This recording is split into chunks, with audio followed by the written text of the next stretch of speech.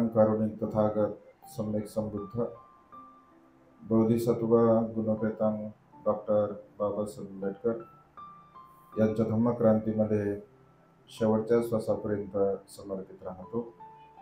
आज या मंगलमय प्रसंगी या वर्षावसाच्या पवित्र अशा कालखंडामध्ये महामाया बुद्धविहार शिवाजीनगर हुडको येथील सर्व श्रद्धासंपन्न उपासक उपासिका, त्याचप्रमाणे प्युरिटी ऑफ माइंड या आपल्या यूट्यूब चॅनलच्या द्वारा धम्मदेशना श्रवण करून आपल्या जीवनामध्ये महान आणि यशस्वी पुण्य संपादन करणारे सर्वच श्रद्धासंपन्न उपासक उपासिका आपणा सर्वांच्या प्रती अनंत अनंत मंगलकामना मंगलमय त्रिभावना व्यक्त करतो व तुम्हा सर्वांच्या हितासाठी सुखासाठी आणि कल्याणासाठी तथागतांच्या श्रेष्ठ धम्मदेशनेला प्रारंभ करतो।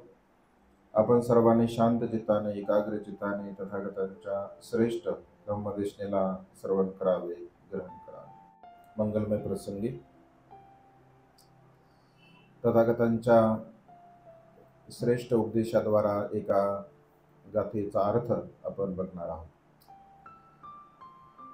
या वर्षावासाच्या पवित्र अशा कालखंडामध्ये वेगवेगळ्या विषयावर आपण देशना श्रवण करत असतो, पण आजपासून कथेच्या स्वरूपामध्ये म्हणजे धम्मपद जो छोटासा ग्रंथ आहे बौद्ध साहित्यामधला, ज्यामध्ये 26 वग्गा आहे, 423 गाथा आहे आणि भगवंताच्या सिद्धांतापैकी एक अत्यंत महत्त्वपूर्ण अशा तत्वज्ञानावर आधारित त्या गाथा आहे। गाथा आणि कथा म्हणजे गाथा आणि कथा म्हणजे जिथे भगवंतांनी ही गाथा म्हटली त्या जागेचं म्हणजे ते ठिकाण, ते विहार आणि त्या गाथेला अनुसरून म्हणजे भगवंताने ती गाथा कुणाला उद्देशून म्हटली या संदर्भामध्ये एक छोटीशी कथा त्याच्यासोबत असते। त्याला धम्मपद अठ्ठकथा असं म्हटलं जातं। तसं प्रत्येकच उपदेशाच्या अठ्ठकथा आहेत, म्हणजे भगवंताने कुठे केव्हा कधी आणि कुणाला उद्देशून उपदेश दिलेला आहे। तर आजपासून आपण साधं सोपे छोट्या छोट्या कथा आहेत, तर त्या संदर्भामध्ये आपण देशना श्रवण करूया। धम्मपदातील पहिला वग्गा आहे जो यमक वग्गा आहे। यमक म्हणजे जोड्या जोडलेला आहे। तर त्यामध्ये पहिली गाथा आहे, मनोपुबंगमा धम्मा मनोसेठा मनोमया मनसाचे पद उठेन भासतीवा करोतीवा ततोनं दुःख मनवेती चक्कं वह वहतो पद। मन हे मुख्य आहे, सर्व काही मनोमय आहे। मनामध्ये जे काही अकुशल विचार जर उत्पन्न होत असतील, वाईट विचार जर उत्पन्न होत असतील, तर त्या अकुशल विचाराच्या द्वारा मनुष्याच्या पाठीमागे दुःख तसंच येत असते जसं की बैलांच्या पायाचा पाठलाग गाडीची चाके करत असतात। तर हा त्या गाथेचा अर्थ शब्दशः तशा पद्धतीने आहे। मन आपलं मुख्य आहे असं भगवंताने म्हटलं आहे। म्हणजे मनामध्ये सर्व विचार उत्पन्न होतात। मन हे विचारांचं उगमस्थान आहे। चांगले विचार मनामध्ये उत्पन्न होत असतात, वाईटही विचार मनामध्ये उत्पन्न होत असतात आणि चांगले आणि वाईट या दोन्ही विचाराचं मन हे उगमस्थान आहे। परंतु मनुष्याच्या जीवनामध्ये मनुष्याने जर एखादा संकल्प केला असेल किंवा एखादं अधिष्ठान केलं असेल, तर तो संकल्प ते अधिष्ठान म्हणजे शेवटच्या क्षणापर्यंत त्याला पूर्णत्वास नेण्याचा आपण प्रयत्न केला पाहिजे। म्हणजे मग हे जे शरीर आहे, तर या शरीराच्या प्रती काही हो किंवा शरीराला किती वेदना हो, दुःख हो, पीडा हो, परंतु आपण जर समजून घ्या अधिष्ठान केलेलं असेल की मला ही गोष्ट करायचीच आहे, जसं सिद्धार्थ बोधिसत्वाने अधिष्ठान केलं की जोपर्यंत मला सम्यक संबोधीचा लाभ होत नाही तोपर्यंत हे आसन मी सोडणार नाही. म्हणजे असा दृढ संकल्प, दृढ अधिष्ठान जर आपल्या जीवनामध्ये असेल तर कोणत्याही प्रकारचं कर्म किंवा कितीही कठीण कर्म, कितीही कठीण कार्य मनुष्य बघा सहज करत असतो. पण ती गोष्ट त्याच्या मनामध्ये उत्पन्न व्हायला पाहिजे. पण मधातूनच जर एखादं अधिष्ठान सोडलं असेल, एखादा संकल्प सोडला असेल, तर मात्र त्यापासून होणारा जो लाभ असतो तो होणारा लाभ त्या मनुष्याला होत नाही. आज आपण जी गाथा आणि कथा बघणार आहोत, चक्षुपाल स्थवीर नावाच्या भिक्खूच्या संदर्भामध्ये बघा ही कथा आहे. जे त्यांचं अधिष्ठान कसं होतं, त्यांनी काय अधिष्ठान केलं, या संदर्भामध्ये बघा ही कथा आहे. हा जो उपदेश आहे ही देशना भगवंताने अनाथ पिंडक निर्मित जेतवन विहारामध्ये केलेली आहे. ज्या जेतवन विहारामध्ये भगवंताने 19 वर्ष म्हणजे 19 वर्षावास केलेले आहे. 25 वर्षावास भगवंताने श्रावस्तीमध्ये तसे केले. त्यापैकी 19 वर्षावासाचा कालावधी भगवंताने 54 करोड सुवर्ण मुद्रा अंथरून खर्च करून विहार निर्माण करून जे महाविहार निर्माण केलं होतं श्रेष्ठी अनाथ पिंडकाने, त्या विहारामध्ये भगवंत राहिले. 6 वर्षावास भगवंताने माता विशाखाने 27 करोड रुपये खर्च करून जे पूर्वाराम विहार निर्माण केलं होतं, त्या पूर्वाराम विहारामध्ये भगवंत 6 वर्षावास भगवंताने तिथे केले. 6 वर्षावासामध्ये भगवंताने तिथे वास्तव्य केलं. एकूण 45 वर्षापैकी भगवंताने बघा 25 वर्षावास एकट्या श्रावस्ती शहरामध्ये केले. कारण त्या काळामध्ये श्रावस्ती शहर अत्यंत विशाल असं शहर होतं. 7 कोटी लोकसंख्या त्या काळामध्ये श्रावस्तीची होती. त्यापैकी 5 कोटी लोक बुद्ध, धम्म आणि संघ या 3 रत्नाला मानणारे होते. 2 कोटी लोक अन्य संप्रदायाला मानणारे होते. कारण कधीही आणि कोणत्याही काळामध्ये 100% एकाच तत्वज्ञानाला, धर्माला मानणारे लोक नसतात.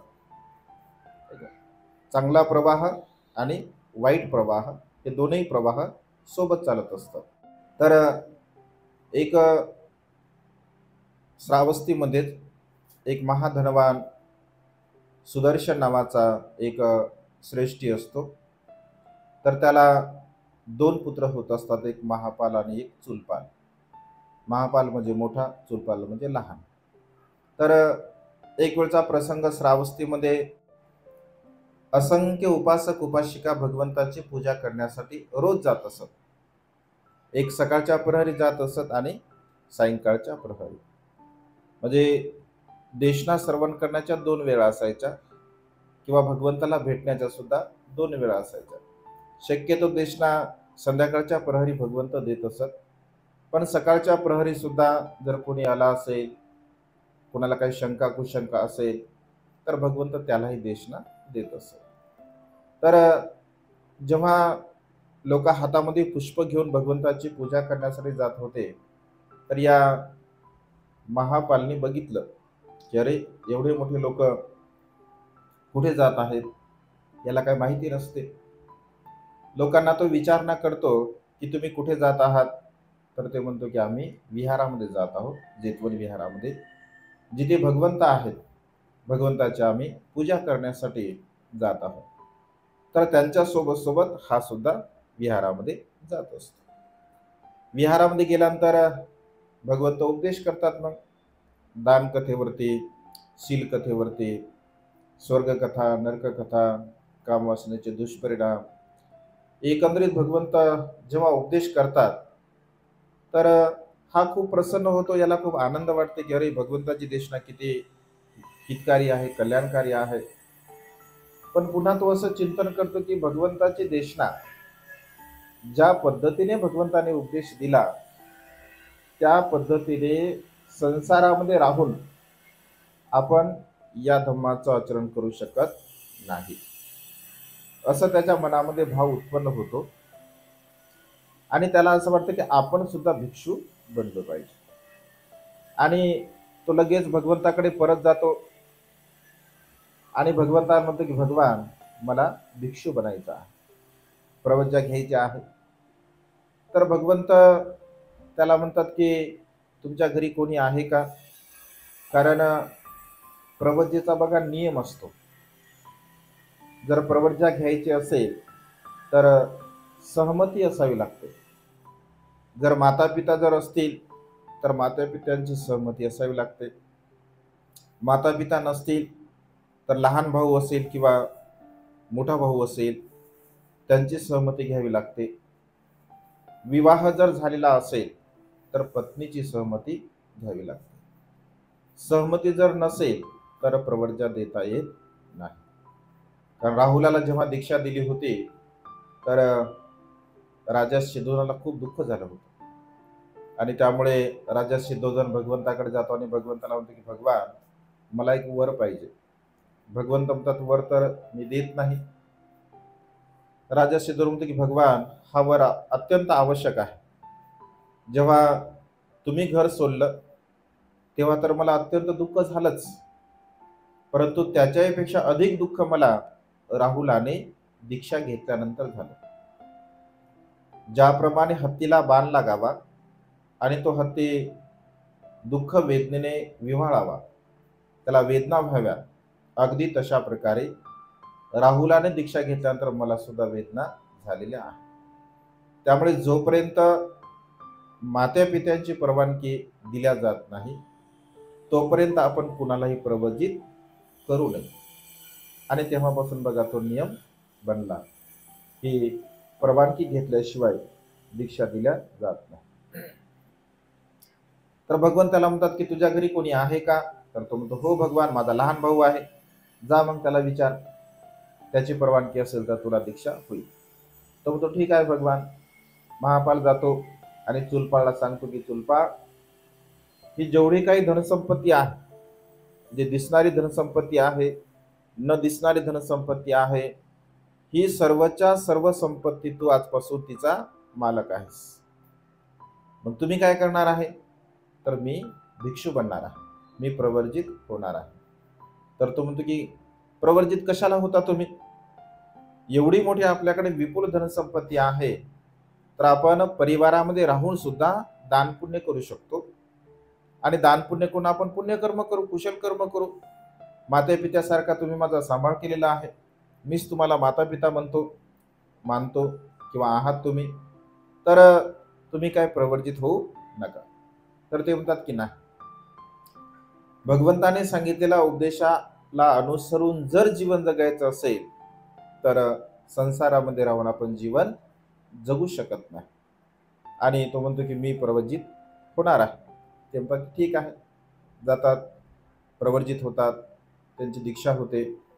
दीक्षा झाल्यानंतर ध्यान म्हणून चिंतन करतात आणि वर्षावासाच्या कालावधीमध्ये भगवंताला म्हणतात की भगवान,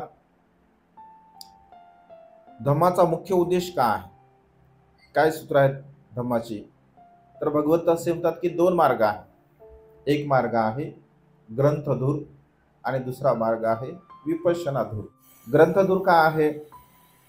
तर ग्रंथधूर म्हणजे निकायमध्ये एखादा निकाय मुखोगत करायचा असतो. मग दिघ निकाय असेल, मध्यम निकाय असेल, संयुक्त निकाय असेल, अंगुत्तर निकाय असेल किंवा खुदक निकाय असेल.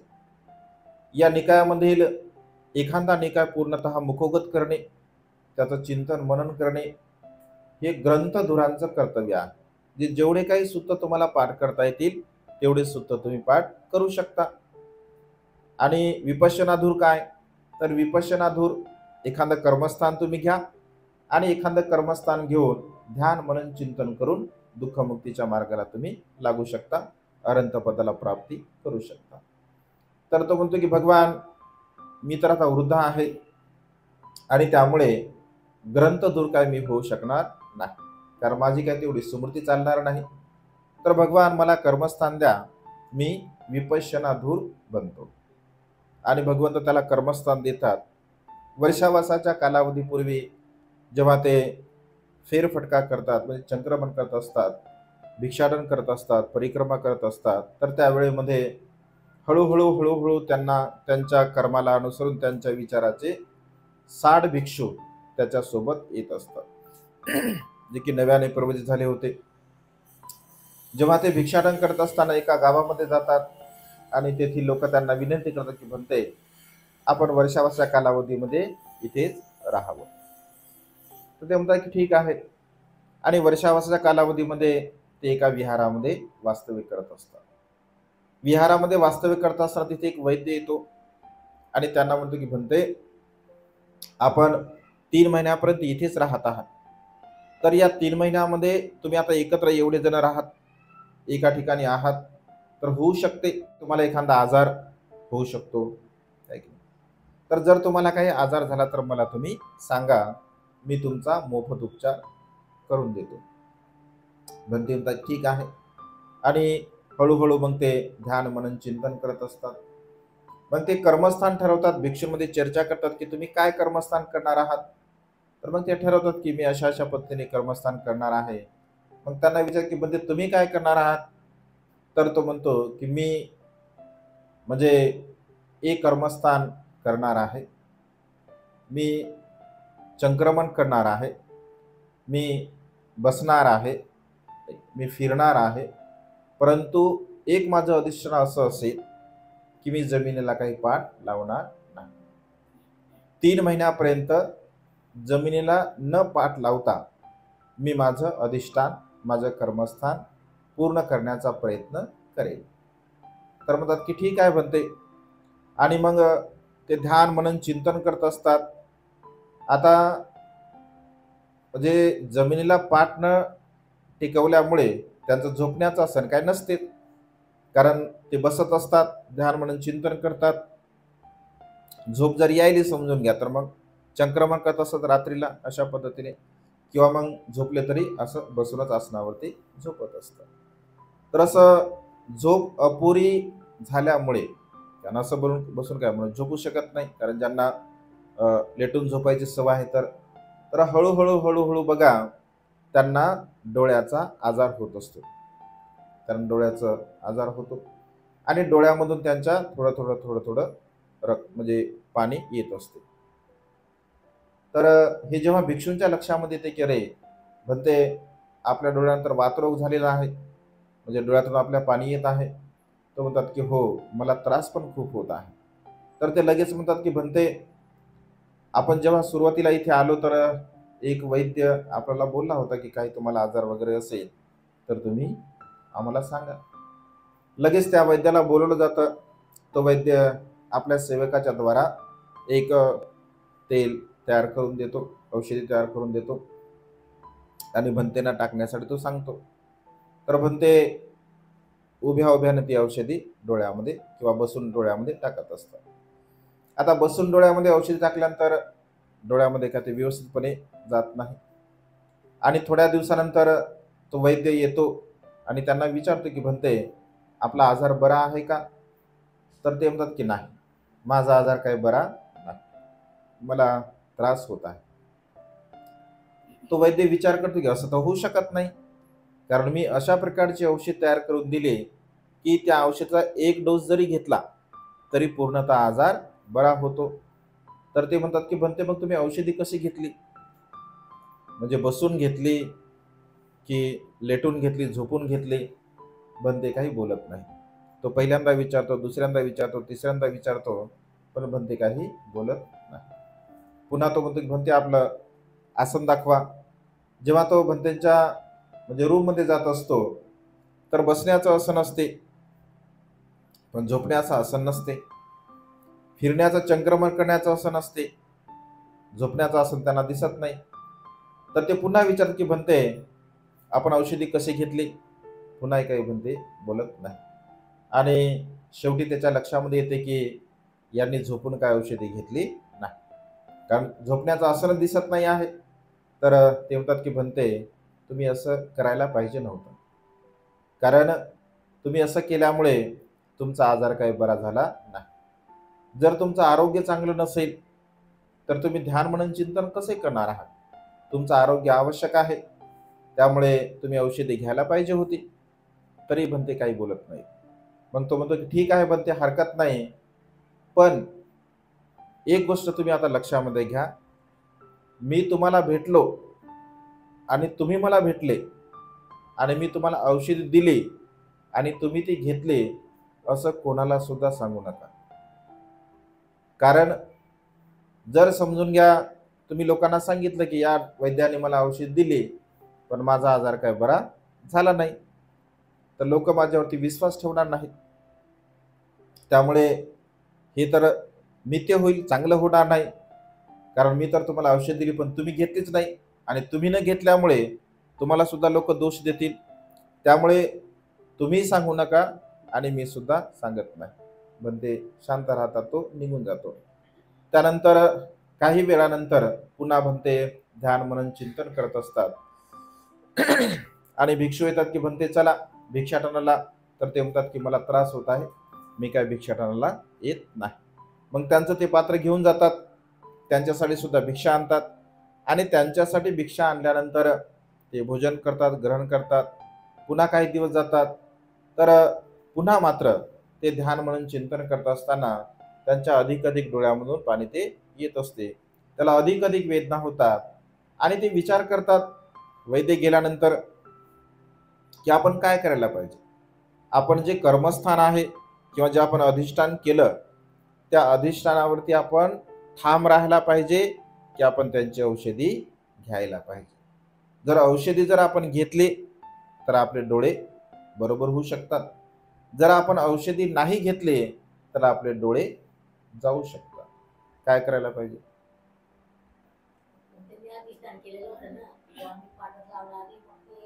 अधिष्ठान ते चिंतन करतात की माझे जे बाह्य नेत्र आहेत ते बाह्य नेत्र नसले तरी मला चालतील, परंतु मी जे कर्मस्थान घेतला, मी जे अधिष्ठान घेतला आहे ते अधिष्ठान माझं मात्र तुटता कामा नाही, असा ते विचार करतात. आणि मी माझ्या अधिष्ठानावरती ठाम राहणार आहे. माझे नेत्र गेले तरी हरकत नाही, परंतु मी माझं अधिष्ठान तोडणार नाही. म्हणजे जे अधिष्ठान असतं, तर ज्या गोष्टीसाठी आपण अधिष्ठान करत असतो तर ती गोष्ट जोपर्यंत आपल्याला प्राप्त होत नाही तोपर्यंत ते अधिष्ठान कायम करायचं असते. आणि म्हणून तर अधिष्ठान आणि संकल्प यामध्ये फरक आहे. संकल्प बदलत असतात वेळेला काळाला अनुसरून, पण अधिष्ठान मात्र कधीही बदलत नाही. एकदा अधिष्ठान घेतलं तर ती गोष्ट प्राप्त होईपर्यंत आपण पुन्हा ते अधिष्ठान तोडायचं नसते. आणि त्यामुळे ते असा विचार करतात की ठीक आहे माझे नेत्र हे नसले तरी चालतील, परंतु मी मात्र भगवंताने सांगितलेला जो धम्म आहे किंवा मी जे घेतलेलं कर्मस्थान आहे ते कर्मस्थान मी काही तोडणार नाही. आणि पुन्हा ते निर्धार करतात, ध्यान मनन चिंतन करतात आणि एका क्षणी दोन गोष्टी घडतात. एका क्षणामध्ये त्यांचे जे नेत्र आहे ते पूर्णपणे नष्ट होतात. म्हणजे पूर्णतः त्यांना अंधत्व 100% येत असते. त्यांना अंधत्व येणे आणि अरहंत पदाची प्राप्ती होणे हे एकच सोबत गोष्टी दोन्हीही घडत असतात. अरहंत पदाला ते प्राप्त होतात. नेत्र तर गेले, परंतु समोर आहे बच्चा कंपनी समोर आहे तर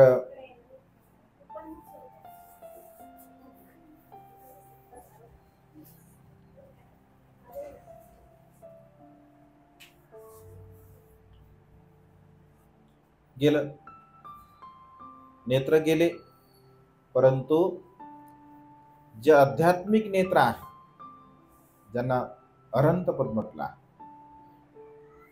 निब्बानं परमं सुखं, निर्वाणासारखं सुख या संसारामध्ये दुसरं कोणतंही नाही. आणि त्यामुळे नेत्र जातात, परंतु आत्मदृष्टी जे निर्वाणाची दृष्टी आहे ती निर्वाणाची दृष्टी त्यांना प्राप्त होत असते. पुन्हा जेव्हा भिक्षू त्यांना म्हणतात की म्हणते भिक्षाटनाला आपण येता का, तर ते म्हणते की नाही, मी आता पूर्णतः अंध झालो आहे, त्यामुळे आता मी भिक्षाटनाला येऊ शकत नाही. तर त्यांना लय दुःख होते, कारण त्याच्यासोबत ते भिक्षू असतात. तर त्यांना असं वाटतं की अरे, भंतेंचे पूर्णपणे नेत्र गेले. पण ते म्हणतात की भंते तुम्ही बिलकुल काळजी करू नका, आम्ही तुमच्यासाठी भोजन घेऊन येतो. आणि जेव्हा ते भिक्षाटन करण्यासाठी जातात, तर भंतेसाठी अगोदर भोजन आणून देतात आणि मग पुन्हा स्वतः भिक्षाटनासाठी जात असतात. म्हणजे अशा पद्धतीने राहिलेला पूर्ण वर्षावास त्यांची ते सेवा करत असतात आणि हे त्यांना उपदेश करत असतात. हे हुशार असतात, ज्ञानी असतात आणि अरहंतात असतात. तर त्यामुळे त्यांच्या मार्गदर्शनामुळे ते सर्वच्या सर्व 60 भिक्षू अरहंत पदाला प्राप्त होत असतात. सर्वच्या सर्व अरहंत होतात. वर्षावासाचा कालावधी संपतो आणि वर्षावासाचा कालावधी संपल्यानंतर परंपरा आहे की वर्षावास संपला की भगवंताची भेट घेण्यासाठी, कारण भिक्षू वेगवेगळ्या विहारावरती जायचे, वेगवेगळ्या गावी जायचे, नगरामध्ये, जनपदामध्ये. आणि वर्षावास संपल्यानंतर भगवंत जर श्रावस्तीमध्ये असतील, तर भगवंताला भेटण्यासाठी सर्वच्या सर्व भिक्खू श्रावस्तीला येत असत. आणि मोस्टली भगवंत श्रावस्तीला राहायचे. तर सर्व भिक्षू भगवंताला भेटण्यासाठी येत असत. मग हे भिक्षू सुद्धा म्हणतात की म्हणते आपण आता भगवंताला भेटण्यासाठी जाऊया, वर्षावास संपला. तर उपासकांना ते सांगतात की आम्ही आता वर्षावास तर संपन्न झालेला आहे, आता आम्ही जाणार आहोत. उपासक त्यांना विनंती करतात की म्हणते थांबा आणखी थोडे दिवस. तर ते म्हणतात की नाही, आता काय आम्ही थांबणार नाही, वर्षावास संपन्न झालेला आहे आणि आता आम्हाला भगवंताची आठवण येत आहे, भगवंताला आम्हाला भेटायचं आहे, भगवंताचं दर्शन करायचं आहे, आशीर्वाद घ्यायचा आहे. असं म्हटल्यानंतर ते भिक्षू निघतात. पण मग चक्कूपाल स्थविरांना ते असं म्हणतात की बनते आपण सुद्धा चला, कारण आम्ही तुम्हाला सोबत घेऊन जाऊ. तर असं म्हटलं आहे की ते म्हणतात की नाही, मी काय तुम्हाला माझं ओझं तुम्हाला होऊ देणार नाही आणि तुम्ही निघून जा. ते निघून जात असतात. पण ते असं म्हणतात की हा निरोप माझ्या भावाला तुम्ही द्या. आणि जेव्हा ते श्रावस्तीमध्ये पोहोचतात, मध्ये पोहोचल्यानंतर त्याचा जो लहान भाऊ असतो त्याला सुद्धा वाटते की माझे बंधू सुद्धा आले असतील. पण ते भिक्षू सांगतात की सर्व हकीकत त्यांना सांगतात की ते कशा कशा प्रकारे त्यांचे नेत्र गेले, ते अनंत पदाला प्राप्त झाले, ह्या सगळ्या गोष्टी ते त्यांना सांगत असतात. आणि मग त्यांनी तुम्हाला एक निरोप दिला का मला काही, तर ते म्हणतात की हो, एक छोटासा म्हणजे जो काही श्रामणेर आहे, तर एक छोटासा श्रामणेर त्यांच्या सेवेसाठी तुम्ही पाठवून द्या असं म्हणतात. आणि मग त्यांचा जो म्हणजे बहिणीचा मुलगा असतो, तर त्या बहिणीच्या मुलाला ते दीक्षा देतात आणि यांना इकडे पाठवत असतात. तर त्यांच्यासोबत येतो, त्यांना सांगतो की मी अशा अशा प्रकारे आपला आपतेष्ट आहे. आणि मग ते दोघं जण जंगलामध्ये जात असतात. तर जंगलामध्ये गेल्यानंतर असं म्हटलंय की तो एक अकुशल कर्म करतो. ते भंतेच्या लक्षामध्ये येते आणि त्यांना भंते म्हणते की तू माझ्यासोबत येऊ नको, तुझी मला काही गरज नाही. आणि साहित्यामध्ये असा उल्लेख आहे की इंद्रदेव त्यांना जे घेऊन जात असतो श्रावस्तीमध्ये. तिथे गेल्यानंतर जेव्हा ते ध्यान मनन चिंतन करतात, भगवंताचं दर्शन करतात आणि सर्व हकीकत भगवंताला सांगत असतात. तर भगवंताला ही सर्व हकीकत सांगितल्यानंतर जेव्हा जे काही अन्य भिक्खू आहे, तर त्यांच्या कुटीच्या समोर ते चंक्रमण करत असतात. तर चंक्रमण करत असताना त्यांना काय दिसत नाही, अंधदृष्टी असते त्यांची, पण ते अरहंत असतात. तर त्यांच्या पायाखाली छोटे छोटे किडे वगैरे मरत असतात. आणि जेव्हा ही अन्य भिक्षूंना जे भिक्षू भगवंताला भेटण्यासाठी येत असतात, तर त्यांना ते पाहतात की अरे, हा असा कसा भिक्षू आहे, हा भिक्षू म्हणजे सहज प्राण्यांची हत्या करतो, प्राण्याला मारतो, यांना कळत नाही का, अशा प्रकारे ते त्यांची अवहेलना करत असतात. ही गोष्ट जेव्हा ते भगवंताला सांगतात, भगवंत असे म्हणतात की या प्राण्याला मारताना तुम्ही त्यांना पाहिलं का, तर ते म्हणतात की नाही भगवान, आम्ही तर नाही पाहिले, हे आता मेलेले आम्ही पाहिले. ते म्हणतात की जसं तुम्ही यांना त्या प्राण्याला मारताना पाहिलं नाही, तसं माझ्या पुत्राने सुद्धा त्यांना मरताना पाहिलं नाही. तर मग अशी चर्चा होते, पण भिक्षूंच्या मनामध्ये शंका तर येतेच. मग भिक्षू म्हणतात की भगवान, कारण त्याची चेतना असते का? तशी नाही. चेतनाहं कमंग भिक्कवे, असं म्हटलं भगवंताने. म्हणजे आपल्या मनाची चेतना जशी असेल, म्हणजे आपल्या मनामध्ये जसा विचार उत्पन्न होत असेल, तशा प्रकारे त्या चेतनेच्या आधाराने मनुष्याचे कर्म घडत असतात. मनुष्याची चेतना जर नसेल काही एखादं कर्म करण्याची, आणि ते कर्म जर आपल्याकडून जर घडत असेल, तर त्या कर्माचा दोष आपल्याला बिलकुल लागत नाही, कारण त्याच्यामध्ये आपली बिलकुल चेतना नसते. पण जर समजा त्याच्यामध्ये आपली चेतना असेल, जसं रस्त्याने चालत असताना जर आपल्या पायाखाली एखादा छोटा प्राणी वगैरे आला किंवा ते मृत्यूला प्राप्त झाला, तर मारण्याची आपली काही बिलकुल चेतना नसते, किंवा त्यांची सुद्धा तशी चेतना नव्हती. तर चेतना जर तशी नसेल, तर त्याचा जो परिणाम आहे तर काही विशेष होत नाही, असं भगवंतांनी म्हटलं आहे, म्हणजे चक्कोबालांच्या संदर्भामध्ये. तर मग पुन्हा भिक्षू विचारत की भगवान, हे तर भिक्षू अरहंत आहेत, दुःखमुक्त आहेत. मग अरहंत असताना, दुःखमुक्त असताना भगवान यांचे डोळे कसे गेले? प्रश्न उत्पन्न होते. कारण एकतर जे अंध व्यक्ती असेल, ज्यांना एक डोळा नाही किंवा दोन डोळे नाही, ज्यांना कान नाही, ज्यांना हात नाही, ज्यांना पाय नाही, म्हणजे शरीराचा एखादा अवयव जर विकलांग तो असेल, तर त्याला दीक्षा देता येत नाही. तो नियम नाही आहे. जे शरीर विकलांग जर असेल, तर त्याला दीक्षा दिली जात नाही. पण भिक्षू जीवनामध्ये असताना जर समजून घ्या, असं काही त्याच्यासोबत जर झालं असेल, तर मग मात्र काही विशेष नसतो, कारण तो ऑलरेडी भिक्षू जीवनामध्ये आहे. परंतु तशा पद्धतीने असणारा व्यक्ती जर असेल, तर त्याला विनयामध्ये प्रवज्या दिली जात नाही. तर मग तो पुन्हा त्या ठिकाणी भिक्षू विचारतात. तर भगवंत म्हणतात की भिक्षूंनो, आज तो तुम्हाला असं दिसत आहे, त्याने जे अधिष्ठान केलं, त्याने जे कर्म केले, त्या कर्माला अनुसरून, त्याच्या परिश्रमाला अनुसरून, त्याच्या मेहनतीला अनुसरून त्यांना अरहंत पदाची प्राप्ती झाली. ते म्हणतात भगवान, ते तर आम्ही बघतच आहोत, ते तर आम्ही जाणतच आहोत, परंतु हे यांची दृष्टी कशी गेली, हे अंधळे कसे गेले, ते आपण सांगावं. तर भगवंत एक पूर्वकर्म त्यांचं सांगत असतात. कारण वर्तमान काळातले कर्म आणि पूर्वकर्म हे दोनही कर्म बघा अत्यंत महत्त्वपूर्ण असतात. तर भगवंत असे म्हणतात की एका जन्मामध्ये हे वैद्य होते, आणि वैद्य असताना अत्यंत प्रभावशाली वैद्य होते. त्यांच्याकडे येणारा प्रत्येक व्यक्ती, मग तो कसाही आजार असेल, तर त्याचा आजार पूर्णपणे नष्ट करायचे. तर एका स्त्रीला नेत्राचा आजार होता, नेत्ररोग होता, तिला दिसत नव्हतं. आणि जेव्हा तिला कळालं की या वैद्याकडे आपण गेल्यानंतर आपल्याला फरक पडू शकतो, तर कधी कधी बघा भावनेच्या भारामध्ये मनुष्य बोलून जातो.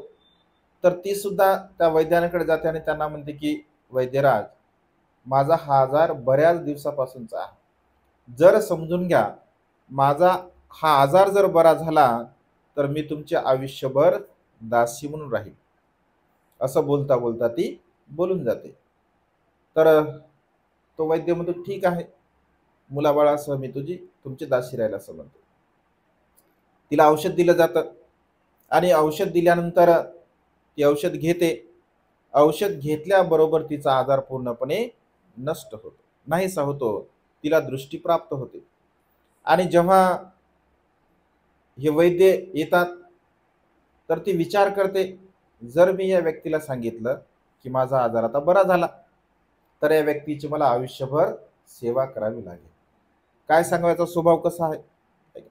जे चांगला स्वभाव असेल तर ठीक, नाहीतर आम्हाला त्रास सुद्धा देऊ शकतो, कारण दास लोकांना मारायचे सुद्धा, त्यांना त्रास सुद्धा द्यायचे. तर ती विचार करते, याला काय कळणार आहे, आपण जर याला खरं बोललो आणि याला आपण खोटं बोललो तरी सुद्धा याला काय कळणार आहे.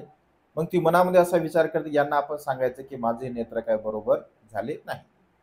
तर ती म्हणते की काय वैद्यराज महाराज, मला ते अगोदर पहिले थोडं थोडं दिसत होतं, आता तुम्ही जे औषध दिलं त्याच्यामुळे तर काहीच दिसत नाही, माझे डोळे सगळे गेले म्हणते. हे मनातल्या मनात विचार करते, म्हणजे असं आहे का? कारण याला स्वतःच्या औषधावरती विश्वास असतो. त्याला माहित असतं की मी दिलेलं औषध हे 100% गुणकारी ठरणार आहे, परंतु ही स्त्री मात्र आता खोटं बोलत आहे. तर तो म्हणतो, असं आहे का? ठीक आहे, मी तुला दुसरं औषध देतो. तिला वाटते ठीक आहे, जमलं. मग हा तिला दुसरं औषध देतो, पण यावेळेस मात्र असं औषध देतो की तिच्या खरोखर दोन्ही डोळे नष्ट होतात. दोन्ही डोळे तिचे नष्ट होतात. तर भगवंत म्हणतात की भिक्षूंनो, याने जो केलेला जो कर्म आहे, कारण एका स्त्रीचे डोळे याच्यामुळे गेले होते. ते कर्म होतं. कर्माचा जो विपाक आहे, कर्माचा जो परिणाम आहे, कर्माचा परिणाम, कर्माचा विपाक कधीही कुणालाही सुटल्या जात नाही. मग तो भिक्षू असो, भिक्खुनी असो, उपासक असो, उपासिका असो, प्रत्येक बुद्ध असो की सम्यक संबुद्ध असो, कोणी असो, या संसारामध्ये जीवन जगणाऱ्या प्रत्येक व्यक्तीला आपल्या कर्माचा परिणाम भोगावाच लागत असतो.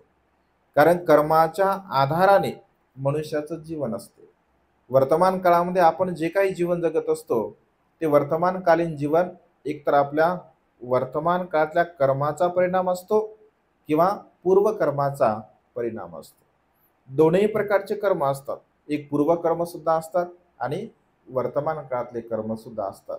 आणि त्यामुळे भगवंत म्हणतात की भिक्षूंनो, याने अशा प्रकारचं कर्म केलं होतं, परंतु वैद्य जीवनामध्ये असताना याने खूप चांगलेही कर्म केले होते. आणि खूप चांगले कर्म केल्यामुळे हा मनुष्यभूमीमध्ये जन्मास आला. मनुष्यभूमीमध्ये तर जन्मास आलाच आला, परंतु अत्यंत धनवान कुळामध्ये त्याचा जन्म झाला. धनवान कुळामध्ये जन्म झाल्यानंतर त्याला धम्म सुद्धा प्राप्त झाला. तो भिक्षू झाला आणि भिक्षू बनून त्याने ध्यान मनन चिंतन केलं आणि सर्व प्रकारच्या आपल्या तृष्णेला त्याने नष्ट केलं, नाहीस केलं आणि अनंत पदाला ते प्राप्त झाले. परंतु वर्तमान काळामध्ये त्याचे खूप चांगले कर्म होते.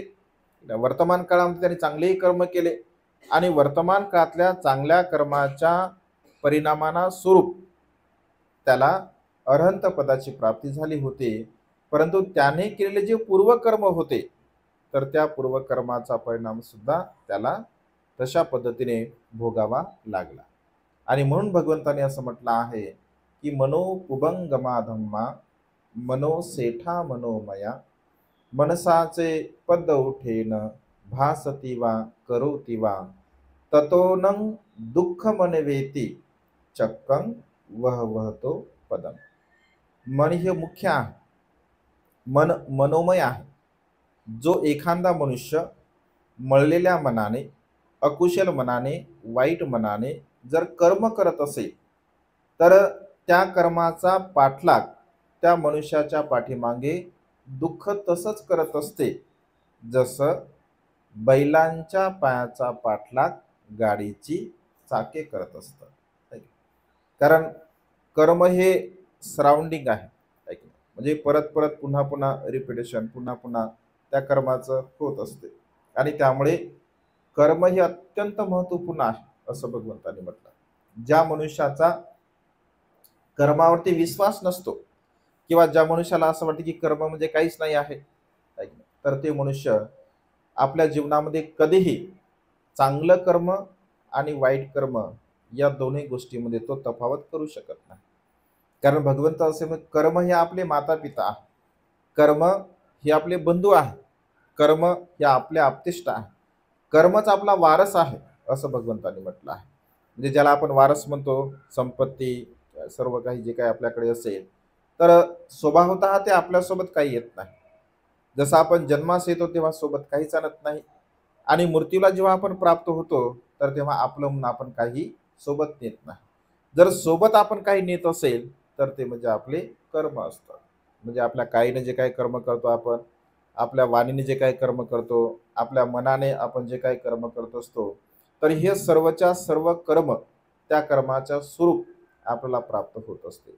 आणि त्यामुळे दोन्ही कर्म अत्यंत महत्वपूर्ण आहे असं भगवंतांनी म्हटलं आहे. म्हणजे वर्तमान काळातले कर्म सुद्धा आणि भूतकाळातले कर्म सुद्धा. कधी कधी मनुष्याला भूतकाळातल्या कर्मामुळे खूप काही प्राप्त होते. सौंदर्याचा लाभ होतो, धनसंपत्तीचा लाभ होतो, एक प्रज्ञेचा लाभ होतो, तो बुद्धिमान सुद्धा असतो. म्हणजे सर्व सर्व काही त्याला प्राप्त होत असते. पण भूतकाळामध्ये जे कर्म केले त्याचा परिणाम वर्तमान काळामध्ये असतो. पण वर्तमान काळामध्ये मात्र तो कधीही चांगले कर्म करत नाही. वर्तमान काळामध्ये नेहमी अकुशल कर्म करतो, वाईट कर्म करतो, पाप कर्म करत असतो. तर यदा कदाचित तो मनुष्य जर मृत्यूला प्राप्त झाला, तर त्या मनुष्याला कधीही मनुष्यभूमीचा लाभ होत नसतो किंवा त्याला कधीही तशा प्रकारचे कर्म प्राप्त होत नाही. कधी कधी वर्तमान काळामध्ये आपल्याकडे सौंदर्य नसते, आपल्याकडे धनसंपदा नसते किंवा आपल्याकडे प्रज्ञासुद्धा नसते, परंतु मनुष्य परिश्रमाने, मेहनतीने, कष्टाने चांगल्या प्रकारचे कर्म करतो, मेहनत करतो आणि सर्व काही ह्या सर्व गोष्टी आपल्याला प्राप्त करत असतो. आणि तो विचार करतो की मी जे केलेले कर्म आहे, या कर्माच्या स्वरूप मी आज अत्यंत सुखपूर्वक अशा प्रकारचं जीवन जगत आहे. भगवंत असे म्हणतात की भूतकाळातले कर्म आणि वर्तमान काळातले कर्म हे दोनही कर्म अत्यंत महत्त्वपूर्ण आहे. जसं विशाखा मातेचं उदाहरण, विशाखा माता जेव्हा आपल्या सासऱ्याला अन्न देत असते आणि आपल्या सासऱ्याला भोजन देत असताना एक भिक्षू दारावरून जात असतो. माता विशाखेला असं वाटतं की भंते दारावर आलेले आहेत, एकदा भंतेला काहीतरी दान दिलं पाहिजे. आपल्या सासऱ्याला ती पंख्याने हवा हलवत असते. तर ती पंखा थोडा बाजूला करते जेणेकरून सासऱ्याने बघावं, मिगार श्रेष्ठीने बघावं. पण मिगार श्रेष्ठीला भिक्षूंचा तिरस्कार असतो आणि तो त्यांच्याकडे पाहून न पाहिल्यासारखं करत असतो. तेव्हा माता विशाखा म्हणते की ती जाणते, माता विशाखा हुशार असते, बुद्धिमान असते. ती म्हणते, भंते आपण समोर चलावं, माझे सासरे शिळे अन्न खात आहे. शिळे अन्न खात आहे म्हणजे काय? एवढा श्रेष्ठी माणूस ज्याच्याकडे 40 करोड धनसंपत्ती आहे, तो रात्रीचं बाशी कशाला काही सांगा बरं. 40 करोड धनसंपत्ती नगद, ज्यांच्याकडे पैसा आहे, 40 करोड संपत्तीवाला मनुष्य शिळे अन्न खाईल का रात्रीचं? पूर्वकर्माला अनुसरून त्यांच्याकडे जे काही आहे, म्हणजे त्यांचं माता विशाखेचं म्हणणं असं होतं की यांच्या मातापित्याने जे काही कमावलेलं आहे, तर मातापित्यांनी कमावलेल्या धनसंपत्तीवरती आता ही अत्यंत सुखपूर्वक असं जीवन जगत आहे. कारण हे सर्व काही मातापित्याने कमावून दिलेलं आहे. कधी कधी आपण म्हणतो व्यवहारामध्ये, बापदाद्याची कमाई आहे म्हणजे त्याला काय कमी आहे, असं म्हणतो ना आपण व्यवहारामध्ये. आई वडिलांनी कमावून ठेवलं, पोरगा मस्त आईश करते म्हणते, आता ऐक ना कामधंदा काय करत नाही, असं म्हणतो आपण व्यवहारामध्ये. तर मातापित्यांनी कमावून ठेवलेलं आहे. पण वर्तमान काळामध्ये त्याला पुण्यकर्म करावं, त्याला कुशल कर्म करावं असं त्याच्या मनामध्ये कुठल्याही प्रकारचा भाव उत्पन्न झालेला नाही आहे. कारण आपल्याकडे जे परंपरागत उत्पन्न झालेलं आहे, म्हणजे आपल्या मातापित्याने जे कमावून ठेवलं, तर ते काय कायमस्वरूपी थोडं राहणार आहे. म्हणजे एखाद्या कोठारामध्ये कितीही धनसंपत्ती आपण ठेवून दिली किंवा एक कोठार आहे, त्या कोठारामध्ये धान्य भरून ठेवले आपण, पूर्णतः कोठार भरून आहे आणि त्यातलं रोज रोज काढत आहोत आपण, रोज काढत आहोत, रोज काढत आहोत, रोज काढत आहोत, टाकण्याचा काही विषयच नाही आहे. तर कितीही मोठं कोठार असेल तर संपेल ना एक ना एक दिवस, कारण तो स्वभाव धर्म आहे. तुम्ही जर त्यातलं काढत आहात तर ते संपणार आहे. पण जो बुद्धिमान व्यक्ती आहे, जर काढत असेल आणि पुन्हा टाकत असेल, काढत असेल पुन्हा टाकत असेल, तर ते कोठार खाली होईल का? होणार नाही, कारण त्यामध्ये पुन्हा पुन्हा आपण टाकत आहोत. अगदी तशाच पद्धतीने आध्यात्मिक दृष्टिकोनातून जे आपले कुशल कर्म असतात, पुण्यकर्म असतात, त्या सर्व प्रकारच्या पुण्याच्या बलाने आपल्याला वर्तमान काळामध्ये सर्व काही प्राप्त झालेलं असतं. तर केवळ त्या पूर्वकर्मावर आपण विसंबून न राहता आपण स्वतः सुद्धा परिश्रम केले पाहिजे, मेहनत केले पाहिजे, कष्ट केलं पाहिजे आणि पुन्हा पुन्हा अधिक अधिक धनाचा संग्रह करण्याचा प्रयत्न केला पाहिजे, सम्यक मार्गाने, योग्य मार्गाने. जर अशा पद्धतीने आपण जीवन जगत असेल तर आपल्याकडचं जे सुख आहे ते सुख कधीही नष्ट होणार नाही. आणि त्या अर्थाला अनुसरून माता विशाखा म्हणते की माझे सासरे हे त्यांनी मात्या पित्यांनी जे कमावून दिलं केवळ तेच खात आहे. वर्तमान काळामध्ये त्यांनी कुशल कर्म करावं, पुण्यकर्म करावं आणि अधिक पुण्याचा संचय आपल्या जीवनामध्ये संपादन करावा, ही मात्र त्यांची मानसिकता नाही. तर म्हणते, आपण समोर जा, माझे सासरे शिळे अन्न खात आहेत, असा त्याचा अर्थ होतो. म्हणजे वर्तमान काळामध्ये जे कर्म आपल्याकडे असतात, वर्तमान काळामध्ये आपल्याला प्राप्त झालेलं असतं, तर पूर्वकर्माने कधी कधी काही गोष्टी प्राप्त होतात, पण वर्तमान काळामध्ये सुद्धा आपण प्रयत्न केले पाहिजे, परिश्रम केले पाहिजे, मेहनत केली पाहिजे. बाबासाहेब असं म्हणतात की मी सुरुवातीला काय पहिलेपासून एवढा हुशार होतो का, विद्वान होतो का, ज्ञानी होतो का, तर नाही. मी सुद्धा सर्वसामान्य विद्यार्थ्यासारखा विद्यार्थी होतो, परंतु मी माझ्या मेहनतीने, परिश्रमाने, घाम गाळून कष्टाने एवढं जे ज्ञान संपादन केलं आहे, तर ते मी माझ्या ज्ञानाच्या बळावरती, माझ्या परिश्रमाच्या मेहनतीच्या बळावरती हे सर्व काही मी प्राप्त केलेलं आहे. म्हणजे मनुष्य जर ठरवत असेल, तर कुठलीही गोष्ट, कोणत्याही प्रकारचं कर्म तो मनुष्य सहज करत असतो. आणि त्यामुळे दोनही कर्माला आपण जाणलं पाहिजे, दोनही कर्माला समजून घेतलं पाहिजे. तसं उदाहरण आपल्याला लगेच कळते, आपल्याला म्हणजे अगदी सहज कळते. जसं समजून घ्या, एखाद्या परिवारामध्ये 5 मुलं आहेत. एका माते पितेला समजा 5 मुलं आहेत, तर सगळे सारखेच असतात का? सर्वच्या सर्व सौंदर्याने सारखे असतात का? सर्वच्या सर्व धनाने सारखे असतात का? सर्वच्या सर्व प्रज्ञेने, बुद्धिमत्तेने सारखे असतात का? नाही. का नसतात सारखे? का नसतात? त्यांचे कर्म. ऐका, म्हणजे जसे कर्म असतील, माता पिता तर एकच आहे. माता पिता एक असून सुद्धा मुलं सारखे नसतात, लेकरं सारखे नसतात. जसं झाड तर सारखेच असतात, पण झाडाची फळं सारखी असतात का? जसं आंब्याचं झाड आहे, आंब्याच्या झाडाला आलेली फळं सगळे एकाच आकाराची असतात का? नाही. काही छोटी असतात, काही मध्यम असतात, काही मोठी असतात. कधी अगोदर पिकतात, कधी नंतर पिकतात, है ना? काही लहान पडतात. म्हणजे जसं या निसर्गामध्ये वेगवेगळ्या प्रकारचे वृक्ष असतात आणि त्याची फळं सुद्धा तशी असतात. का? कारण त्याचं बीज हे भिन्न भिन्न असते. अगदी तशा प्रकारे मनुष्यांच्या संदर्भामध्ये भगवंत असे म्हणतो की कर्म जशा प्रकारचे असतील, तशा प्रकारे त्या मनुष्याला त्या सुखाचा अनुभव प्राप्त होत असतो. आणि त्यामुळे कर्म हे अत्यंत महत्त्वपूर्ण आहे. सौंदर्याचा लाभ आपल्याला होत असेल, तर तेही आपल्या पूर्वकर्माचा परिणाम असतो. आपल्याकडे धनसंपत्ती असेल, तर इथे मात्र जर पूर्व पुण्याईनं जर आपल्याला प्राप्त झाली नाही, तर वर्तमान काळामध्ये आपण प्रयत्न करून ते प्राप्त करू शकतो.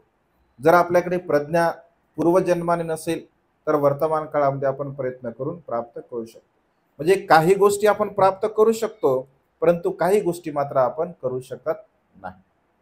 तर भगवंत असे म्हणतात की वर्तमान काळामध्ये आपण तशा प्रकारचे प्रयत्न केले पाहिजे. आणि त्यामुळे मनुष्याने हे नेहमी आपल्या लक्षामध्ये ठेवलं पाहिजे की आपल्याला जे काही प्राप्त होते, हे सर्व काही आपल्या कर्माचा परिणाम आहे, आपल्या कर्माचा विपाक आहे. आणि त्यामुळे सातत्याने आपण चांगल्या प्रकारचे कुशल कर्म, पुण्यकर्म करण्याचा प्रयत्न केला पाहिजे. कारण कर्म हे आपले वारस असतात, कर्म हे आपले बंधू असतात, कर्म हे आपले माता पिता असतात, कर्म हे आपले अपतिष्ट असतात. म्हणजे माता पिता सुद्धा, भाऊबंध सुद्धा, मित्रमंडळी सुद्धा जेवढं आपलं कल्याण करत नाहीत, जेवढं आपलं हित करत नाहीत, जेवढं आपलं सुख करत नाहीत, तेवढं चांगल्या मार्गाला लागलेलं मन आपलं कल्याण करत असते, आपलं हित करत असते. आणि त्यामुळे सदा सर्व काळ चांगल्या मार्गाला मन लावण्याचा आपण प्रयत्न केला पाहिजे. कारण मन तर मुख्य आहे, मन मनोमय आहे. मनामध्ये जशा प्रकारचे विचार उत्पन्न होतील, तशा प्रकारचं सुख आणि दुःख आपल्या मनामध्ये आपल्याला प्राप्त होत असते.